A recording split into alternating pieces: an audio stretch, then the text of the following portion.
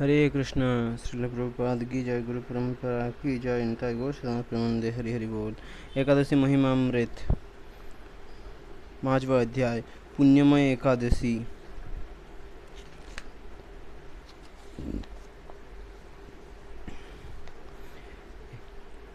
गरुड़ पुराण में उल्लेख है, हे खगेंद्र, तुलसी, ब्राह्मण, गाय, विष्णु तथा एकादशी व्रत ये पांचों संसार सागर में डूबते हुए लोगों को नौका के समान पार कराते हैं। कौन कौन से? तुलसी, ब्राह्मण, गाय, विष्णु तथा एकादशी व्रत ये पांचों संसार सागर में डूबते हुए लोगों को नौका के समान पार कराते हैं। हे पक्षी श्रेष्ठ विष्णु एकादशी व्रत हे पक्षी श्रेष्ठ विष्णु एकादशी व्रत, गीता, तुलसी, ब्राह्मण और गौ ये 6 इस असार संसार में लोगों को मुक्ति प्रदान करने के साधन है। ये षटपदी कहलाते हैं। क्या क्या? पहले वाले में क्या कहा कि तुलसी, ब्राह्मण, गाय, विष्णु तथा एकादशी व्रत। द्वितीय वार में क्या बोला है? वो सभी है विष्णु एकादशी व्रत, तुलसी, ब्राह्मण, गाय और जो ऐड हुआ है गीता। विष्णु एकादशी व्रत, गीता, तुलसी, ब्राह्मण और गौ ये 6 इस असार संसार में लोगों को मुक्ति प्रदान करने के साधन है। ये षटपदी कहलाती है। एकादशी की महिमा। महाराज मानधाता ने वशिष्ठ जी से कहा, जो भयंकर पाप रूपी सूखे या गीले ईंधन को जला सके। महाराज मानधाता ने वशिष्ठ जी से कहा, जो भयंकर पाप रूपी सूखे या गीले ईंधन को जला सके ऐसी अग्नि कौन है, ये बतलाने की कृपा करे। तीनों लोकों में त्रिविध पाप ताप के निवारण का कोई भी ऐसा सुनिश्चित उपाय नहीं है जो आपको ज्ञात न हो। अज्ञान अवस्था में किए हुए पाप को शुष्क और जानबूझकर किए हुए पातक को आर्द्र कहा जाता है। कि क्या बोला जा रहा है कि अज्ञान अवस्था में अगर कोई हम पाप करते हैं तो उसको शुष्क कहा जाता है, और जानबूझकर अगर हम कोई पाप करते हैं तो उसको आर्द्र कहा जाता है। वो भूत, वर्तमान अथवा भविष्य कैसा ही क्यों ना हो, किस अग्नि से दग्ध हो सकता है, ये जानना मुझे अभिष्ट है। वशिष्ठ ने कहा, नृपश्रेष्ठ सुनो, जिस अग्नि से शुष्क अथवा आर्द्र पाप पूर्णतः दग्ध हो सकता है वो उपाय बताता हूँ। जो मनुष्य भगवान विष्णु के दिन एकादशी तिथि के दिन आने पर जितेंद्रिय हो उपवास करके भगवान मधुसूदन की पूजा करता है, वो पापों को धो बहा देता है। एकादशी नामक अग्नि से पातक रूपी ईंधन 100 वर्षों से संचित हो तो भी शीघ्र ही भस्म हो जाता है। एकादशी नामक अग्नि से पातक रूपी ईंधन 100 वर्षों से संचित हो तो भी शीघ्र ही भस्म हो जाता है। मनुष्य जब तक भगवान पद्मनाभ के शुभ दिवस एकादशी तिथि को उपवास पूर्वक व्रत नहीं करता तभी तक इस शरीर में पाप ठहर पाते हैं। सहस्रों अश्वमेध और सैकड़ों राजसूय यज्ञ एकादशी व्रत की 16वीं कला के बराबर भी नहीं हो सकते। सहस्रों अश्वमेध यज्ञ कर लो, सैकड़ों राजसूय यज्ञ कर लो, फिर भी एकादशी व्रत की 16वीं कला के बराबर नहीं कर सकते। एकादश इंद्रियों द्वारा जो पाप किया जाता है वो सब एकादशी के उपवास से नष्ट हो जाते हैं। एकादश इंद्रियां अर्थात 5 कर्मेंद्रिया, 5 ज्ञानेंद्रिया और मन षष्ठेंद्रिय मन। तो इस एकादश इंद्रियों द्वारा जो पाप किया जाता है वो सब एकादशी के उपवास से नष्ट हो जाते हैं। यदि किसी दूसरे बहाने से भी एकादशी को उपवास कर लिया जाए तो वो यमराज का दर्शन नहीं होने देती। यदि किसी बहाने से भी अगर एकादशी उपवास कर ले तो वो यमराज को दर्शन नहीं होने देती। एकादशी से अधिक पवित्र न गंगा है, न गया, न काशी है, न पुष्कर, कुरुक्षेत्र, नर्मदा, देविका, जमुना तथा चंद्रभागा भी। यहाँ पे क्या बोला जा रहा है कि एकादशी से अधिक पवित्र कुछ भी नहीं है, न गंगा, न गया, न काशी, न पुष्कर, न कुरुक्षेत्र, न नर्मदा, न देविका, न जमुना तथा चंद्रभागा भी। एकादशी से बढ़कर कोई पुण्यमय नहीं है। एकादशी का व्रत करने से भगवान विष्णु का धाम अनायास ही प्राप्त हो जाता है। एकादशी को उपवास पूर्वक रात में जागरण करने से मनुष्य सब पापों से मुक्त हो भगवान विष्णु के लोक में जाता है। क्या? एकादशी के दिन अगर कोई उपवास पूर्वक रात में जागरण करे तो वो मनुष्य सब पापों से मुक्त होकर भगवान विष्णु के लोक में जाता है। एकादशी व्रत करने वाला व्यक्ति मातृकुल, पितृकुल तथा पत्नी कुल की 10-10 पीढ़ियों का उद्धार कर देता है। मातृकुल का 10 पीढ़ियाँ, पितृकुल की 10 पीढ़ियाँ, पत्नी कुल की 10 पीढ़ियाँ उद्धार कर देता है। कौन? जो एकादशी व्रत करता है उस व्यक्ति का ये सारे कुल उद्धार हो जाता है। वह अपने को भी वैकुंठ में ले जाता है। एकादशी चिंतामणि अथवा निधि के समान है। जो मनुष्य द्वादश एकादशी युक्त द्वादशी की शरण लेते हैं वे 4 भुजाओं से युक्त हो गरुड़ की पीठ कर बनमाला और पीताम्बर से सुशोभित हो भगवान विष्णु के धाम में जाता है। ये मैंने एकादशी का प्रभाव बताया है। जो मनुष्य आदरपूर्वक एकादशी व्रत करता है वो माता के उदर में प्रवेश नहीं करता। क्या बोला जा रहा है कि जो मनुष्य आदरपूर्वक एकादशी व्रत करता है वो माता के उदर में प्रवेश नहीं करता, मतलब उसे पुनर्जन्म नहीं लेना पड़ता। जो मनुष्य आदरपूर्वक एकादशी व्रत का करता है वो माता के उदर में प्रवेश नहीं करता, वो मुक्त हो जाता है। अनेक पापों से युक्त मनुष्य भी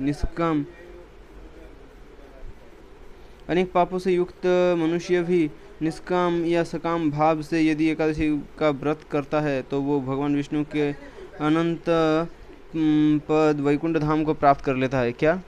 अनेक पापों से युक्त मनुष्य भी अगर निष्काम या सकाम भाव से यदि एकादशी का व्रत करता है तो वो भगवान विष्णु के अनंत पद वैकुंठ धाम को प्राप्त होता है। कोई कितना भी पाप क्यों ना करे, मनुष्य कितना भी पतित हो क्यों ना हो, अगर वो किसी भी तरह से इस निष्काम भाव से हो, सकाम भाव से हो, कोई बहाने से हो, कोई भी किसी भी तरह से हो, अगर एकादशी का व्रत करता है तो वो भगवान विष्णु के अनंत पद वैकुंठ धाम को प्राप्त कर लेता है। यहाँ ये कहाँ वर्णित है? पहले जो वो षटपदी वो बोला ना, वो गरुड़ पुराण में वर्णित है, और ये जो वो अभी बोल रहा था एकादशी की महिमा, ये नारद पुराण में वर्णित है। नारद पुराण में ये एकादशी महिमा का वर्णना आती है, पाया जाता है। अब ब्रह्मवैवर्त पुराण में एकादशी का महात्म्य के बारे में क्या बोला गया है वो सुनते हैं। एकादशी का महात्मा, ब्रह्मवैवर्त पुराण।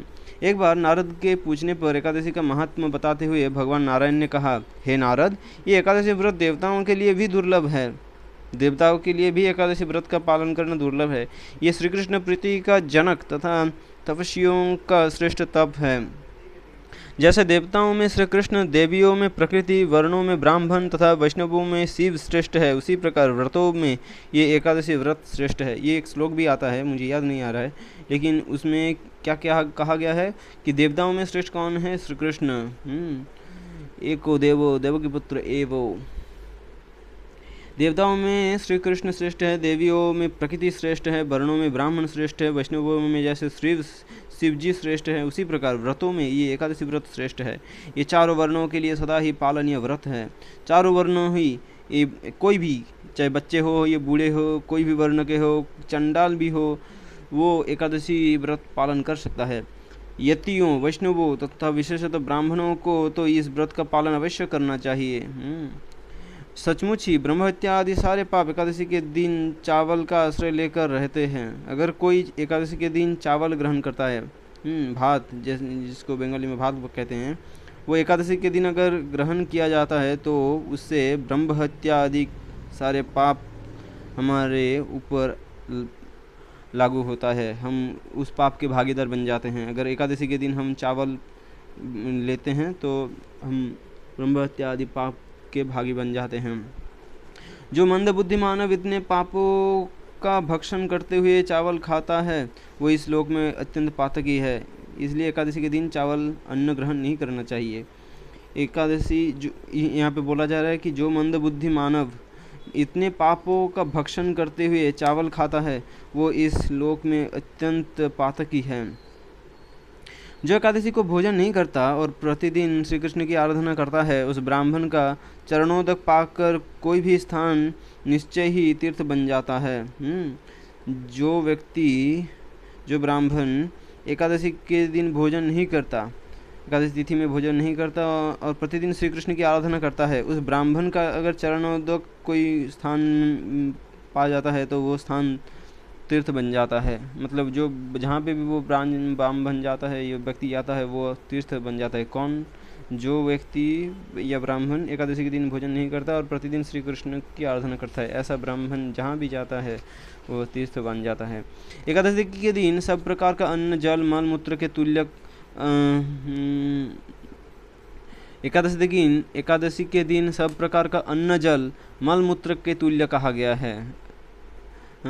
एकादशी के दिन अन्न जल मल मूत्र के तुल्य कहा गया है। जो व्यक्ति एकादशी के दिन स्वेच्छा से अन्न खाता है वो पाप खाता है, इसमें संशय नहीं है। एकादशी का दिन प्राप्त होने पर गृहस्थ ब्राह्मणों को कदापि अन्न नहीं खाना चाहिए। नहीं खाना चाहिए, नहीं खाना चाहिए, 3 बार बताया गया है। गृहस्थ ब्राह्मणों को कदापि अन्न ग्रहण नहीं करना चाहिए। जन्माष्टमी के दिन तथा रामनवमी के दिन जो अन्न खाता है वो भी दूने पातक का भागी होता है।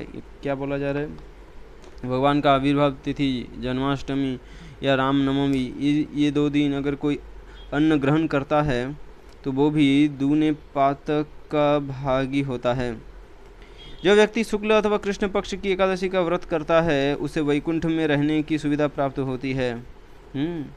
दोनों ही पक्षों में आने वाला एकादशी का अगर कोई व्रत पालन करता है तो वो वैकुंठ में रहने की सुविधा प्राप्त होती है। फिर भारतवर्ष में आकर वो भगवान श्री कृष्ण का अनन्य भक्त होता है। क्रमशः भगवान के प्रति उसकी भक्ति सुदृढ़ होती जाती है। शरीर त्यागने के बाद पुनः गोलोक में जाकर वो भगवान श्री कृष्ण का सारूप्य प्राप्त करके उनका पार्षद बन जाता है। पुनः उसका संसार में आना नहीं होता। भगवान ने कहा, ब्राह्मण तथा देवताओं, जहाँ मेरे भक्तों की निंदा होती है वहाँ रहने वाले महालक्ष्मी के मन में अपार क्रोध उत्पन्न हो जाता है। भगवान के भक्तों का अगर निंदा होती है कहीं पे तो वहाँ पे लक्ष्मी देवी अपार क्रोधित हो जाते हैं। भगवान के भक्तों का अगर निंदा होती है कहीं तो वहाँ रहने वाले लक्ष्मी देवी महालक्ष्मी के मन में अपार क्रोध उत्पन्न हो जाता है। अतः वे उस स्थान को छोड़कर चल देती है। जो मेरी उपासना नहीं करता तथा एकादशी और जन्माष्टमी के दिन अन्न खाता है उस मूर्ख व्यक्ति के घर से लक्ष्मी चली जाती है।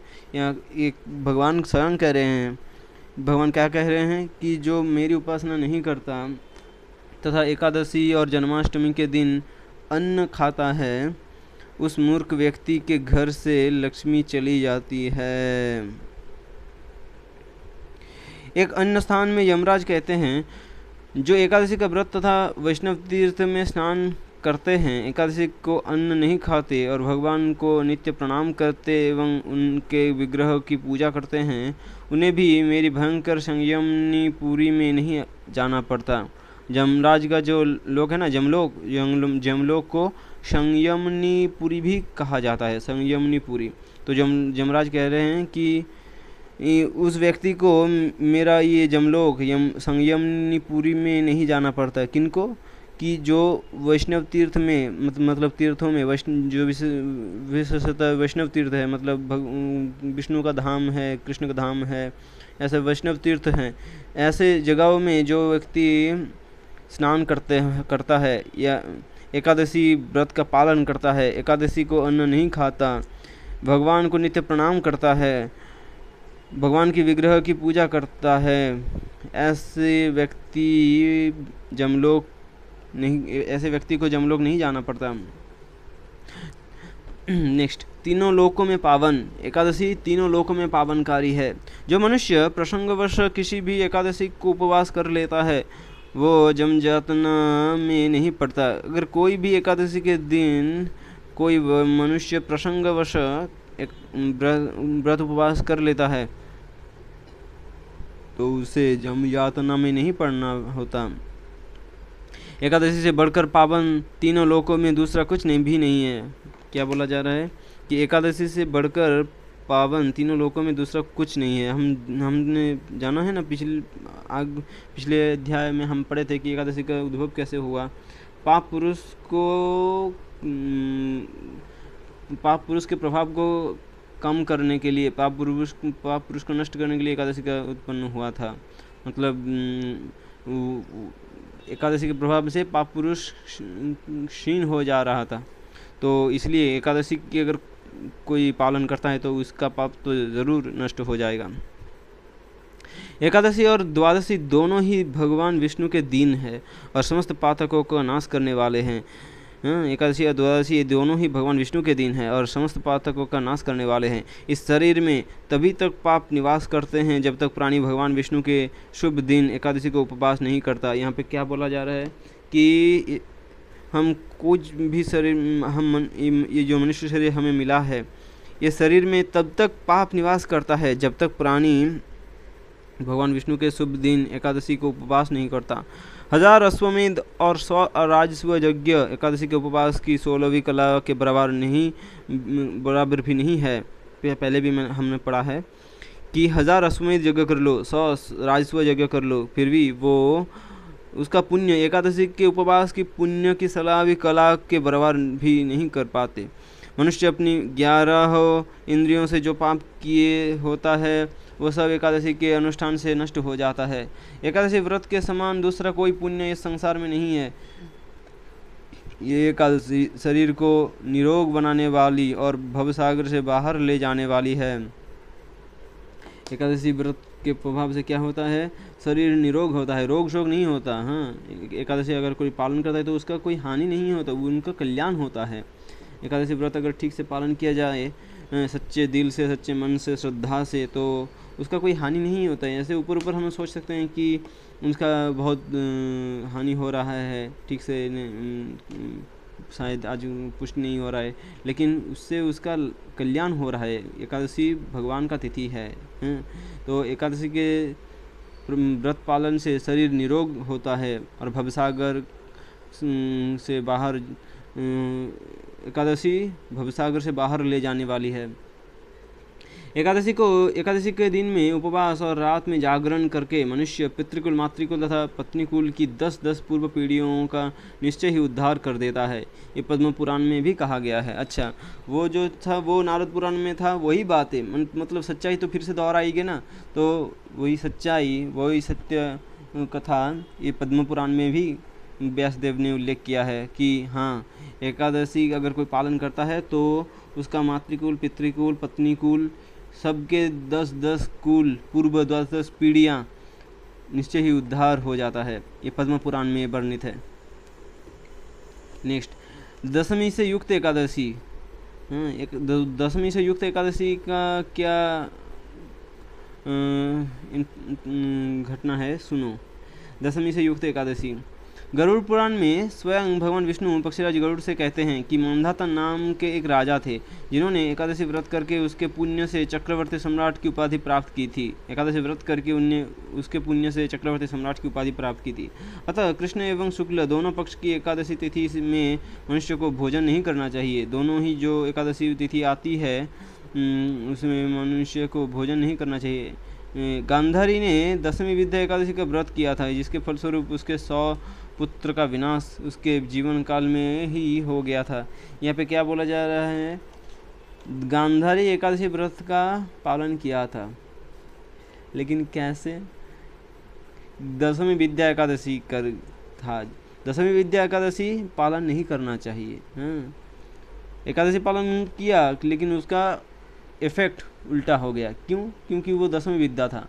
तो शास्त्र के नियमों से ठीक से जान के एकादशी पालन करना चाहिए कि किस दिन दशमी विद्या है, किस दिन एकादशी द्वादशी विद्या है। ऐसे जान के द्वादशी विद्या एकादशी पालन करना चाहिए, न कि दशमी विद्या। तो गांधारी ने दशमी विद्या एकादशी का व्रत किया था, तो जिसके फलस्वरूप उसके 100 पुत्र का विनाश उसके जीवन काल में ही हो गया था। एकादशी पालन किया लेकिन ठीक से नहीं पालन करने के कारण, शास्त्र अनुमोदित नहीं करने के कारण वो उसका फल उल्टा हो गया। वो उसके 100 पुत्रों का विनाश उसके जीवन काल में ही हो गया। इसलिए दशमी से युक्त एकादशी का व्रत नहीं करना चाहिए। दशमी से युक्त अगर एकादशी होता है तो वो नहीं करना चाहिए। द्वादशी के साथ एकादशी होने पर उस एकादशी में भगवान हरि का सन्निधान रहता है। द्वादशी से युक्त जो एकादशी होता है उसमें हरि का सन्निधान रहता है। जिस मास दशमी वेद से युक्त एकादशी होती है उसमें असुरों का सन्निधान होता है। जिस मास में दशमी वेद युक्त एकादशी होती है उसमें असुरों का सन्निधान होता है। जब विभिन्न शास्त्रों में कहे गए वाक्यों की बहुलता से अज्ञतावश संदेह बढ़ जाता है तो उस परिस्थिति में द्वादशी तिथि को व्रत करके त्रयोदशी तिथि में पारण कर लेना चाहिए। यहाँ पे क्या बोला जा रहा है कि अगर आपको वो संदेह हो रहा है, विभिन्न शास्त्रों में विभिन्न वाक्य कहे गए हैं, बहुलता है, तो आप अज्ञ हैं, आप ठीक से नहीं जानते कि क्या करना चाहिए, क्या नहीं करना चाहिए, तो ये अज्ञतावश अगर आप में संदेह बढ़ता जा रहा है तो उस परिस्थिति में आपको क्या करना चाहिए कि द्वादशी तिथि को व्रत करिए। दशमी एकादशी कौन से दिन हो रहा है ये देखना नहीं है, द्वादशी तिथि कौन से दिन हो रहा है, मतलब द्वादशी तिथि कौन से दिन हो रहा है ये देख के आपको उस दिन व्रत पालन करना चाहिए और त्रयोदशी तिथि में पारण कर लेना चाहिए। ये द्वादशी विद्या एकादशी का क्या मतलब है कि मतलब पूरा दिन द्वादशी है, हाँ, लेकिन जो ब्रह्म मुहूर्त था वो एकादशी तिथि में था। पूरा दिन द्वादशी तिथि रह रहा है लेकिन जो ब्रह्म मुहूर्त था तो वो एकादशी तिथि था। तो ब्रह्म मुहूर्त जो मिला है वो द्वादशी के दिन मिला है एक्चुअली, तो वो द्वादशी विद्या एकादशी है।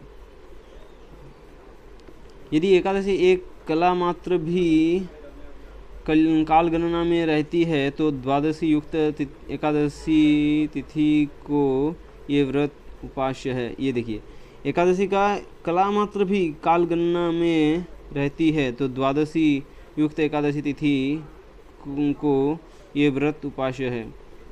ब्रह्म मुहूर्त में अगर कला मात्र भी एकादशी तिथि का स्पर्श है तो अगर वो द्वादशी तिथि है तो उस दिन व्रत का पालन करना चाहिए।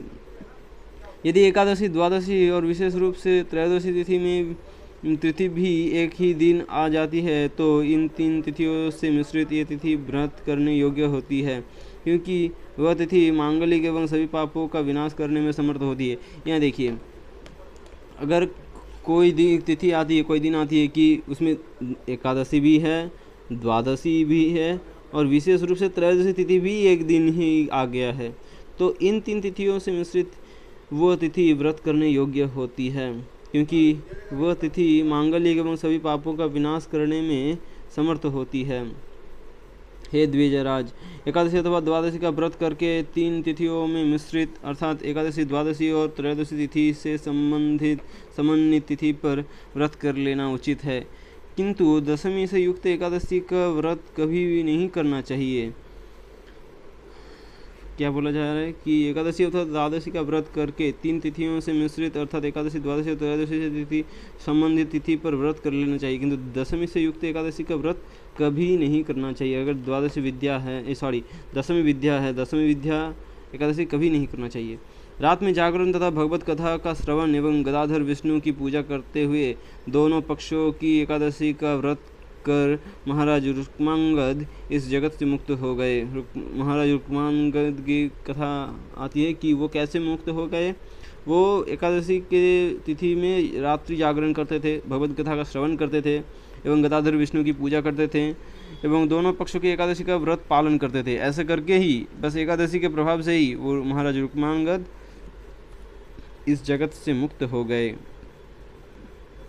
एकादशी जागरण, अब सुनिए कि एकादशी के दिन, एकादशी तिथि के दिन द्वादशी विद्या एकादशी, अगर एकादशी तो एकादशी, लेकिन अगर कोई विद्या हो तो द्वादश विद्या, दशमी विद्या नहीं, द्वादश विद्या। तो उस एकादशी की तिथि व्रत पालन के दिन रात्रि जागरण का क्या महत्व है वो अब सुनिए। श्री भगवान ने ब्रह्मा से कहा, गीत, वाद्य, नृत्य, पुराण पाठ, धूप, दीप, नैवेद्य, पुष्प, चंदन, अनुलेपन, फल निवेदन, श्रद्धा, दान, इंद्रिय संयम, सत्य भाषण, निद्रा त्याग, प्रसन्नतापूर्वक मेरा पूजन, आश्चर्य और उत्साह सहित पाप और आलस्य आदि का त्याग, प्रदक्षिणा नमस्कार, हर्षयुक्त हृदय से प्रत्येक पहर में आरती। इन गुणों से युक्त जागरण एकादशी की रात्रि में करना चाहिए। फिर से कहता हूँ, एकादशी के दिन रात्रि में क्या करना चाहिए? भगवान क्या बोल रहे हैं? ब्रह्मा जी को भगवान बोल रहे हैं। किसको? ब्रह्मा जी को भगवान बोल रहे हैं। क्या बोल रहे हैं? क्या करना चाहिए? गीत गाना, भगवान का गाना, गीत गाना चाहिए। वाद्य, नृत्य, पुराण पाठ, धूप, दीप, नैवेद्य, पुष्प, चंदन, अनुलेपन, फल निवेदन, श्रद्धा, दान, इंद्रिय संयम, सत्यभाषण, निद्रा त्याग, प्रसन्नतापूर्वक मेरा पूजन,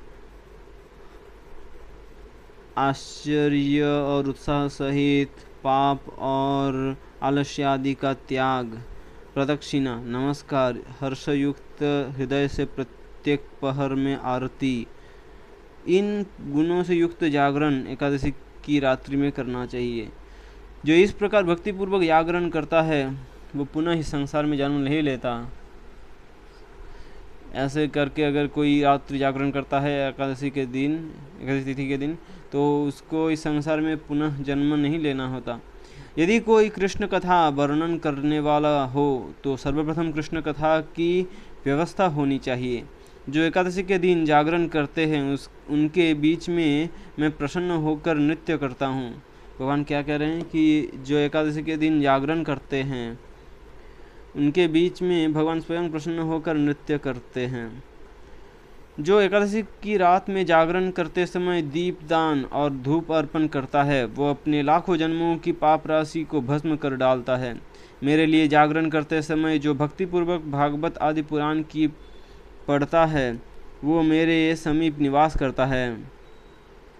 एकादशी के दिन रात्रि में जागरण करते समय जो भक्तिपूर्वक भागवत आदि पुराण की पढ़ता है, भगवान कह रहे हैं कि वो मेरे समीप निवास करता है।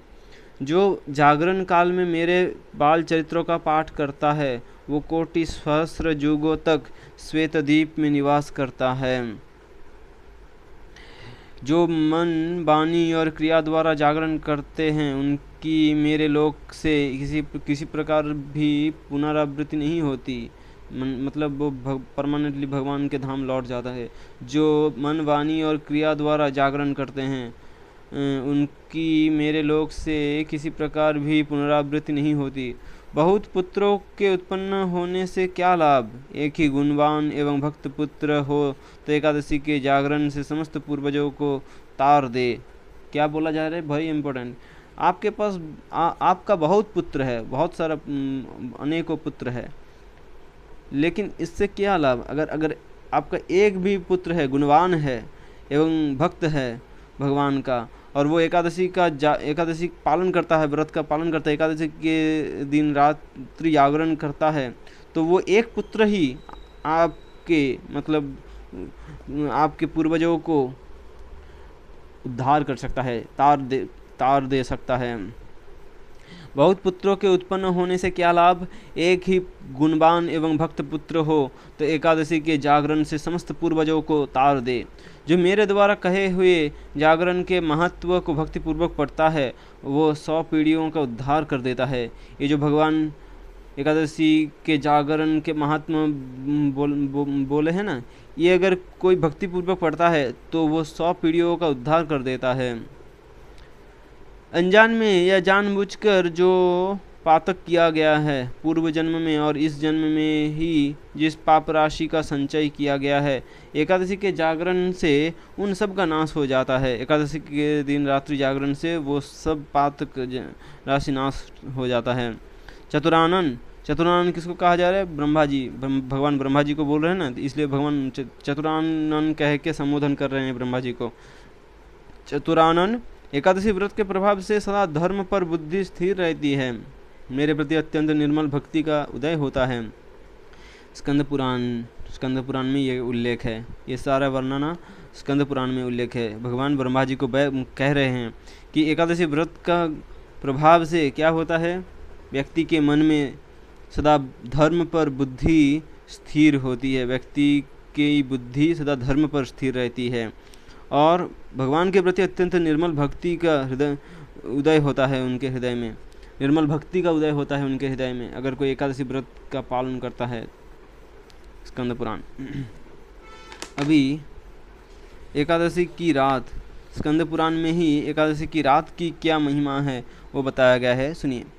मार्कंडेय जी कहते हैं, एक समय की बात है जब धर्मों के ज्ञाता, वेद और शास्त्रों के अर्थ ज्ञान में पारंगत, सबके हृदय में रमन करने वाले श्री विष्णु के तत्व को जानने वाले तथा भगवत परायण प्रहलाद जी जब सुखपूर्वक बैठे हुए थे, उस समय उनके समीप स्वधर्म का पालन करने वाले महर्षि कुछ पूछने के लिए आए। उन्होंने कहा, प्रहलाद जी, आप कोई ऐसा साधन बताइए जिससे ज्ञान, ध्यान और इंद्रिय निग्रह के बिना ही अनायास भगवान विष्णु का परम पद प्राप्त हो जाता है। प्रहलाद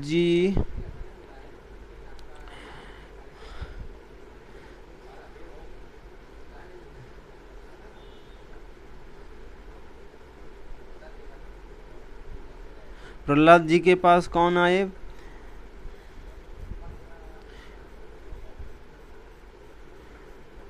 कुछ महर्षि लोग आए।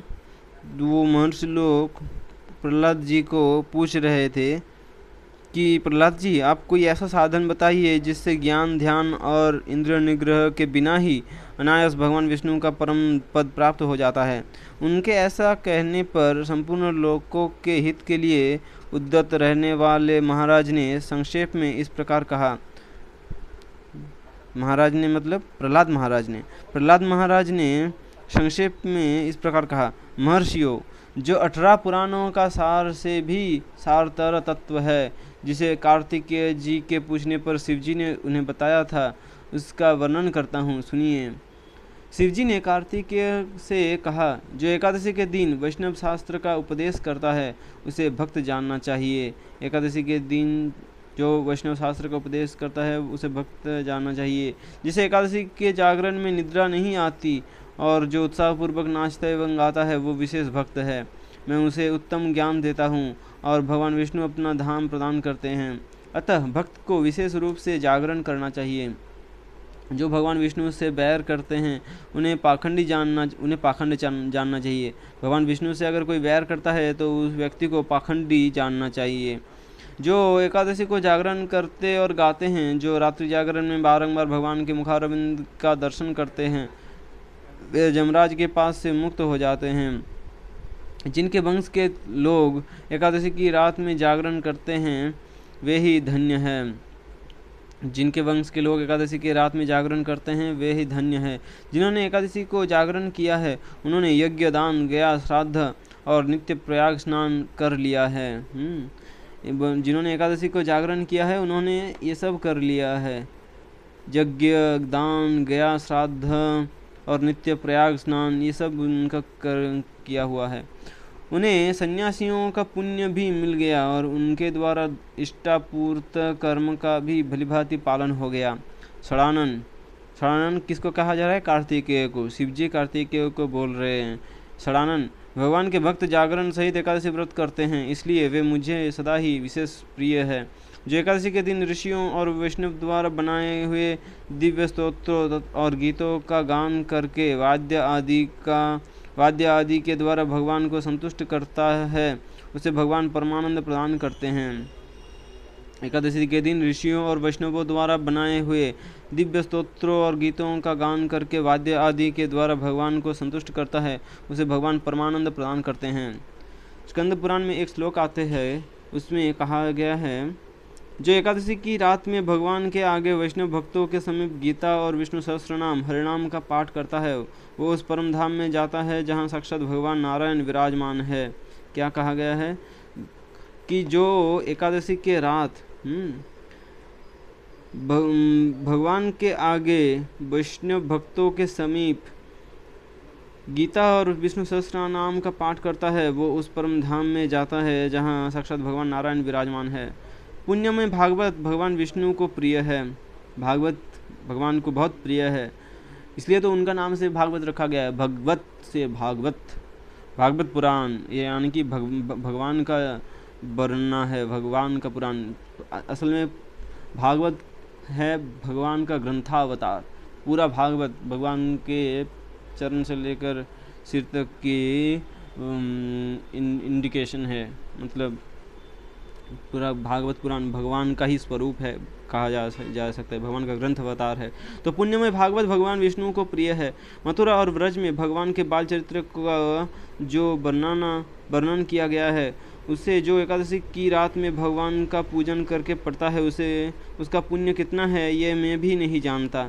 शिवजी क्या कह रहे हैं कि एकादशी के रात में कोई अगर भगवान का बाल चरित्र, मथुरा और ब्रज में जो भगवान का बाल चरित्र है उसका वर्णन कोई अगर पढ़ता है तो उसका जो पुण्य उसको मिलता है, उसकी वर्णना स्वयं शिवजी भी नहीं कर सकते।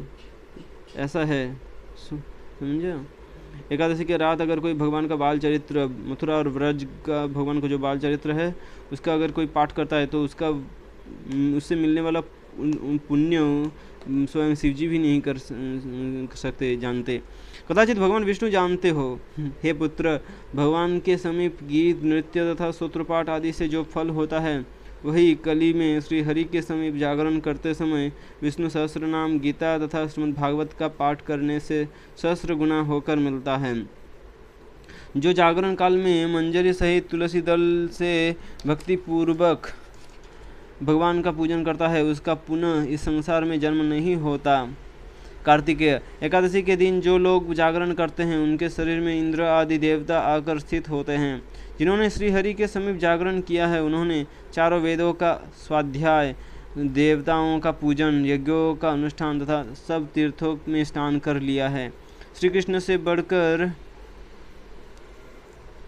फिर से कहता हूँ, जिन्होंने श्री हरि के समीप जागरण किया है, श्री हरि के आलेख विग्रह इसके सामने जागरण किया है, उन्होंने चारों वेदों का स्वाध्याय, देवताओं का पूजन, यज्ञों का अनुष्ठान तथा सब तीर्थों में स्नान कर लिया है। श्री कृष्ण से बढ़कर कोई परम भगवान नहीं है, उनके दीन से बढ़कर दूसरा कोई दीन नहीं है, और एकादशी व्रत के समान दूसरा कोई व्रत नहीं है। जहाँ भागवत शास्त्र है, भगवान के लिए जहाँ एकादशी में जागरण किया जाता है और जहाँ शालाग्राम शिला स्थित होती है वहाँ साक्षात भगवान उपस्थित होते हैं। हरि बोल। कहाँ? जहाँ भागवत पुराण है, भागवत शास्त्र अगर कहीं घर में है, स्थल में है, वहाँ भगवान के लिए जहाँ एकादशी में जागरण किया जाता है वहाँ, और जहाँ शालग्राम शिला स्थित होती है वहाँ साक्षात भगवान उपस्थित होते हैं। हरि बोल। जय एकादशी व्रत की जय।